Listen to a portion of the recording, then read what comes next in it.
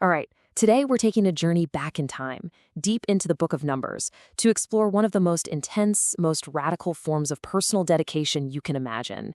It's a powerful story about sacrifice, identity, and a blessing that still echoes today. So, let's dive into chapter 6 and unpack the incredible story of the Nazirite vow.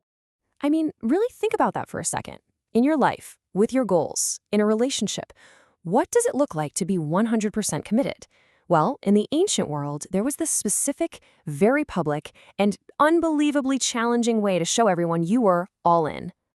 Now, this wasn't something just for the priests or the prophets. Nope. This was something totally different. It was a voluntary choice, a temporary but extraordinary path that was open to absolutely anyone who felt this deep calling to dedicate themselves to God in a really unique way. And we see this right out of the gate in verses 1 and 2. It says, when either a man or woman takes the vow of a Nazirite, to separate himself to the Lord. Now, you got to catch that key phrase, a man or woman. This is an open invitation, and the whole heart of it is that word separate, making a conscious decision to step away from the everyday for a truly sacred purpose. It's like you can almost see it, right? A person in simple clothes stepping out from a noisy, colorful crowd. They walk into this quiet space that's just filled with a clear, focused light, and their face is just set with this quiet determination. That feeling, that's the core of this vow. So, what did this separation actually look like day to day? Well, it wasn't just some abstract idea. It was defined by 3 very specific, very tough rules that touched every part of your life: what you ate, what you looked like, and even how you were allowed to breathe. And these 3 rules, they weren't random. Each one was a physical, daily test of their commitment. So let's walk this Nazirite path together and break down each one of these trials. Okay, so let's check out verses 3 and 4. What's so wild here is how total this rule is. Verse 3 says no wine, no similar drinks. But then verse 4 just takes it to a whole other level. He shall eat nothing that is produced by the grapevine, from seed to skin.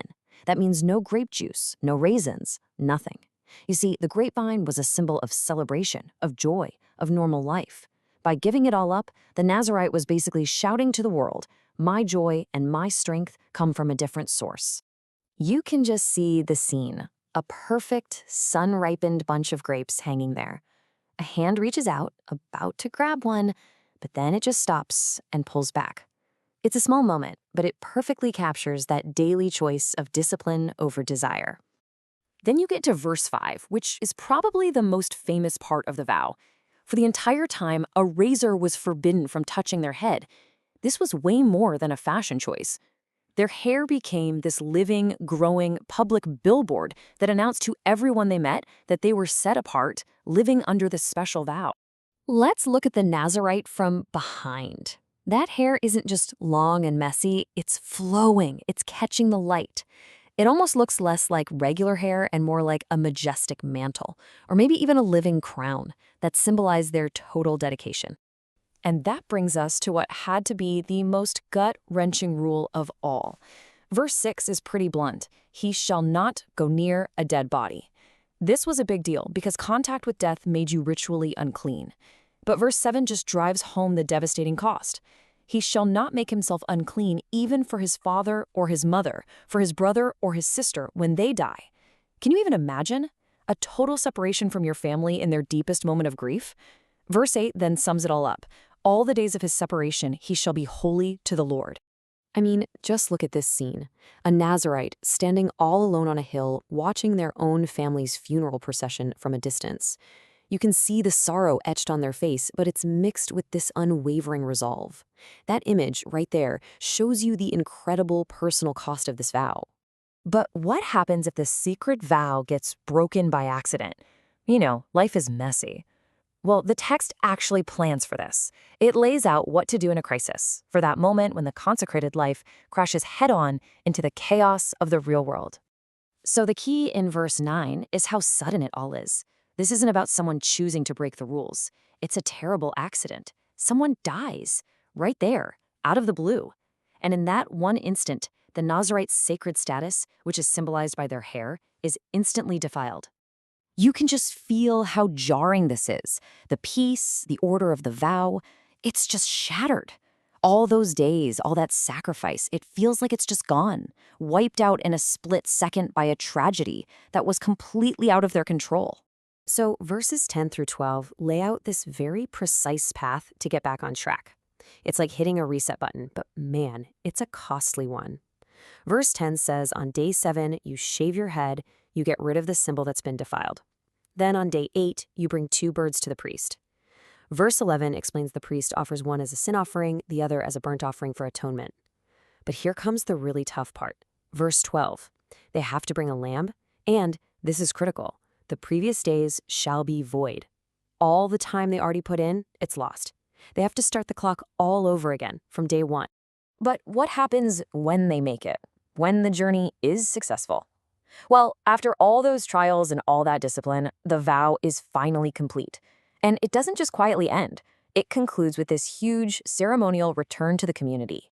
Verses 13 through 17 give us this long list of offerings. And this wasn't just a simple thank you. No, this was a massive celebration, a huge act of worship with multiple animals, special bread, oil, the whole shebang. It was about acknowledging their relationship with God and officially re-entering society. And here we go. This is the climax of the entire journey. Verse 18 describes the moment the Nazirite finally shaves their head, right at the entrance of the tabernacle. The hair, the very symbol of their vow, which they've grown for months, maybe even years, is about to be offered up.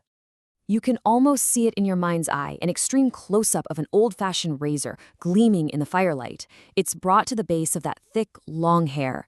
It is a moment of pure anticipation, the physical act that signals the end of their separation. And this slide just captures that final, powerful act perfectly. Those long locks of hair, representing all that time and devotion, are placed right into the crackling fire of the peace offering. And as verses 19 to 21 explain, the priest then performs some final ceremonies. And only after all of that is done is the Nazirite finally free to go back to normal life and, yes, even drink wine again. Now, the chapter could have ended right there with the story of this one dedicated person. But it does something beautiful. It pivots. It goes from this intense focus on one person's extraordinary vow, and God tells Moses in verses 22 and 23 to give the priest a special blessing to speak over all the people. It's the stunning shift from the radical exception to the universal rule, from a temporary vow to a permanent identity of being blessed. Just listen to these incredible words from verses 24 to 26. The Lord bless you and keep you. That's a prayer for God's provision and his protection. The Lord make his face shine upon you and be gracious to you. That's about experiencing God's favor, his radiant delight, kind of like a father beaming with pride at his child. And the Lord lift up his countenance upon you and give you peace. This is asking for God's full attention, his presence, and that deep, complete well-being the Hebrews called shalom. And here's the final crucial takeaway from verse 27.